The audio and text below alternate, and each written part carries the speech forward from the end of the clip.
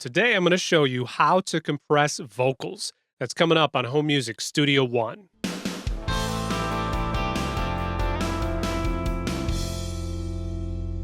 All right. Hey, Dave Maxey here from HomeMusicStudio1.com. Welcome back to the show. This is the place where you can learn to produce professional quality home music studio recordings, and you can do that even on a limited budget. Today, I want to show you how to compress vocals. Been getting quite a bit of questions recently on compression and dealing with lead vocals as well as backing vocals. And there's really two ditches of error that you can fall into when you're attempting to use compression on vocals. One is the kind of questions I've gotten recently too, and that's Dave, tell me what exact numbers I need to use on my compressor to compress my vocals. What attack release, what ratio on the compression ratio, where should my threshold be? Give me exact numbers, Dave. Come on, what are the numbers? What are the numbers? The other error of the ditch that you can fall into is the idea of just grabbing a compressor, throwing it on a track, and doing what I call button mashing. And that's just start turning knobs and hoping that if all goes well, you may get a usable result. And if you're lucky and you get a vocal track that does sound decent, here's the problem with button mashing. Chances are you have no idea how you got there and you can't reproduce your results when you're working on more projects, okay? So we really don't want to be in either side of those ditches, all right? We want to be somewhere up the middle where we know enough about how to use compression and the numbers to where we can duplicate the results. But at the end of the day, compression is still a transparent, in this case, dynamic range compression is a transparent technique that we're trying to create and enforce the emotion and the feel of whatever project we're working on, okay? So let's go ahead and take a look at this project here. So I'm going to let you hear a little piece of this track so we kind of are on the same page. You are high above the earth. Okay, nothing special at all. I'm going to show you now a very simple technique in the way that I use compression for limiting the dynamic range of my track. And this is the most common way compressing vocals really should be used. Now, what is the dynamic range? Dynamic range is the difference between the quiet peaks here versus maybe this louder peak, okay? You want dynamic range in a vocal track. That will allow that track to sound quiet when it's quiet and to sound louder when it's loud. But we want to lessen the dynamic range a little bit so that we have a little more evenness of our vocal track so it sits a little bit better in its place within our mix. So when it's quiet, the track's not buried, but when it's loud, we're not clipping out and peaking out our meters and it's just not climbing above the rest of the instrumentation in our track. Okay, so we want to limit the dynamic range. In limiting the dynamic range, we want this to be a very transparent effect at this stage. All right. So we want to limit the dynamic range, but still to keep the same tone and clarity of our original vocal track and even enhance this. Okay. And so that's what we're going to use our compressor to do. I'm just going to right click over here. Now, to be fair, I do have a noise gate. I've got a little bit of auto tuning happening on this track. And there is some EQ, some other things. I've got a de-esser happening, but I've got those elements muted right now. And we're just going to focus specifically on this main compressor and deal with our dynamic range. Now, I'm going to deal, first of all, let's just go ahead and reset this to factory default. I'm going to uncheck classic attack. And I want to draw your attention to really the main controls that are common to virtually any compressor plugin. I'm using Reaper right here. You might be using a different DAW, a different compressor. And so this will apply to you as well. So we've got a threshold we're going to deal with. We've got a ratio setting. We've got an attack and a release. And then we may have cause to deal with what is called wet here. But this is actually really the output gain, all right, or the makeup gain is another term that in the industry would call this, okay? So let's start first with our ratio. I find that in thinking in terms of how high a ratio, the more the ratio, the more compression. So think in terms of the more energy in your vocal track, the more energy in the style of music, chances are the higher the ratio you may need.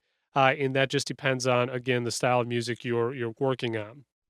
In most cases for a vocal, I like to be somewhere between 2 to 4 decibel or 4 on the ratio, 2 to 1 up to 4 to 1 in some cases. If it was a really heavy hard rock vocal, metal, death metal, something like that, I might even require a little bit more.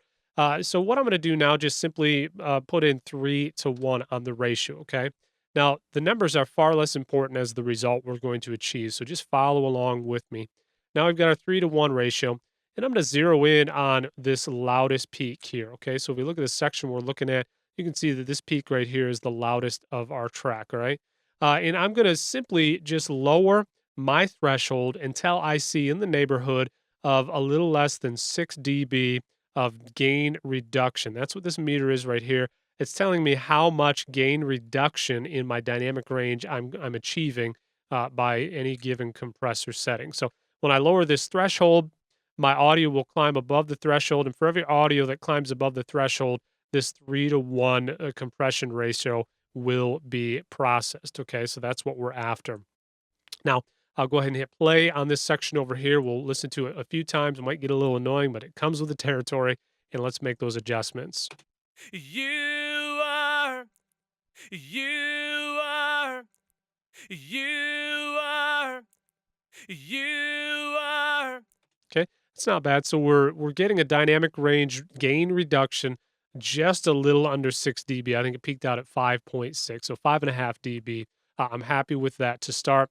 Now let's go ahead and listen to a little bit more of this track, and let's see what just that compression settings alone with 3 to 1 ratio and where our threshold is lower to. Let's just see how that affects the rest of the track. You are high above the earth. Greater than the things that I count as worth. You are. Okay. So we're already getting a lot more balance in our track. Okay. So we're doing good. There is, however, one thing that I'm hearing. It's not very drastic. It is subtle, but it is still something that I'm hearing. Okay. Remember, we want our track to be transparent. One of the things I'm noticing when we're applying this compression is we're actually losing a significant amount of volume on the louder portions. Okay. So when our compressor does the job, we're actually losing a little bit more volume than what I would like to. Okay, I still want to have a nice dynamic range in there, right? So what I'm going to do is a couple of things. One, we're going to focus on our attack, and this attack setting gives us really two things that it benefits us. Okay, one is the slower my attack, the more audio will be allowed to pass above the threshold and to the output without being compressed. All right, so the faster my attack, the more compression will be applied. So we can limit the amount of gain reduction just by adding a more length in the milliseconds to our attack. All right, we can increase our attack time and compress less.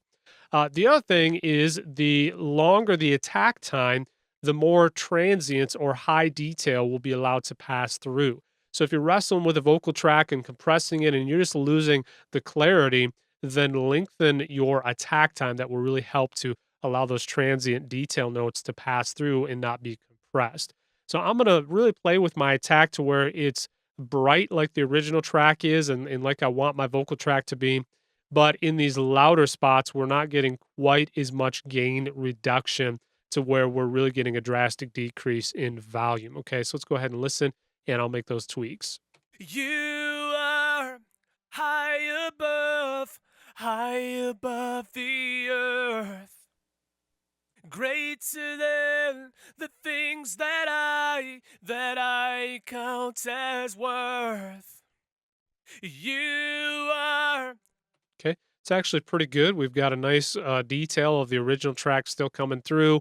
And at the end of the day, we've landed on just a little under 30 milliseconds. The number is nowhere near as important as the sound that I'm trying to achieve. I think I'm happy with what we've got right there. Okay. Now, the next control I want to adjust is my release time. Now, here's the simplest way to think about release time when you're trying to figure out how to compress vocals, and that is think more about the tempo of your vocal track itself. Okay. So I like my release, I like the compression to release at the same timing roughly as what the vocal decay itself does. Okay. So when my notes trail out here, if compression kicked in, I don't want to see that release slowly decay to where it's compressing even more and more and more of the vocal track because it doesn't decay enough. That's what the release value is going to be. I want to set this release value so it decays at pretty much the same rate as the vocal does naturally. All right. And this is a really great way to set a release time. So I'm going to go ahead and listen and make those adjustments. You are high above high above the earth, greater than the things that I count as worth. You are, you are high above, high. Okay. It's actually pretty good. Okay. Again, this is not an exact science, but we're going after feel here, and you kind of get the idea. We're just a little under 300 milliseconds, but that's just where we landed. You can see when we've got the gain reduction showing us on the meter as the vocal trails out in the line high above the earth, you can see the decay pretty much is at the same rate. All right. That gives us the most natural and musical benefit using compression. Now, the last setting that I'll take a quick glance at is really my makeup gain. It says wet here in this compressor, but this is really the makeup gain. So if we're losing a little bit of volume by applying compression, we can make up for the overall volume in our track just by boosting our makeup gain a little bit.